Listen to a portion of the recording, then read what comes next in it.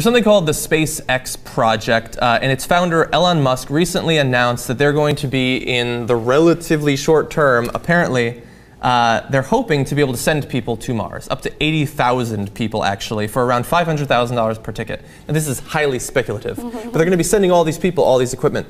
But PETA has injected their views. One thing they don't want being sent to Mars are animals, not if they're going to be used for consumption by humans. Of course, yeah. So this sounds kind of ridiculous, but at some point we are going to be colonizing the moon, Mars, other things like that. Right. And I guess it's something that we need to think about it. But they're very clear that when we go to other planets, we should adopt a vegan lifestyle. What do you think about that? Sure. I mean, it's not the most pressing issue of our time. You sure? Yes, I'm pretty sure it's not.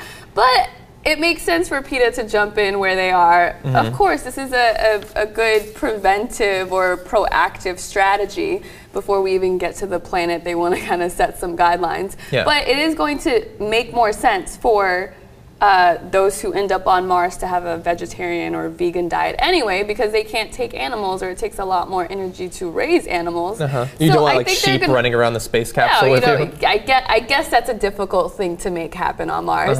But I mean, if they're going to do it, now is the time. If we ever end up on Mars, fine, we can be vegan. I have no issue with it. But I just think, like, among everything else that we're dealing with in the world, it just seems a little bit silly. Yeah, well, that's why it's in the second hour instead of the first. Yeah. But look, let's give you PETA's point of view. To be fair to them, we have some quotes from representatives of PETA. They say that the opportunity to colonize Mars means chance to make a fresh start, especially now that we've degraded our own planet by treating our fellow animals like disposable widgets and populated the Earth with so many humans that the premise of Logan's Run starts to look practical.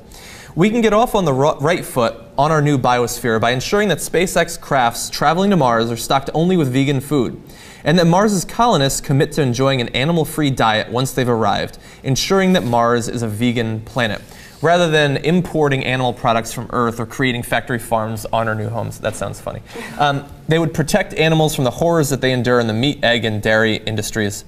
And now we actually also have a quote from Elon Musk, the founder of SpaceX. He says that, "I'm a big fan of free choice for any future Martian colony. That said, it is unlikely that early Mars colonists would have it is likely that they would have a mostly vegetable diet because of the energy and space required to raise farm animals." And I think that quote actually gets us into why PETA is doing this, and it's not primarily about Mars.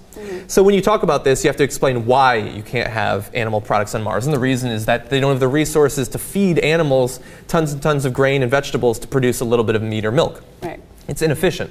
Most people know that on some level, but the Mars example makes it more clear.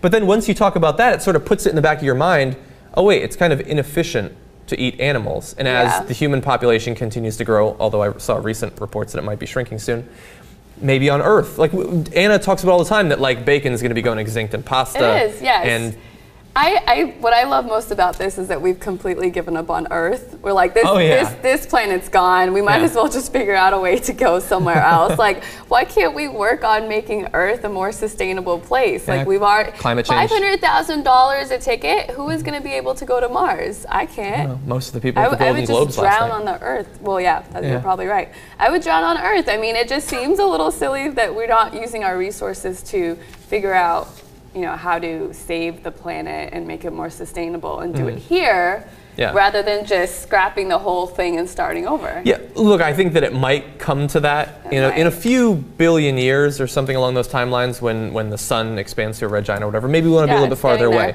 Although I don't know if being on Mars would be any protection.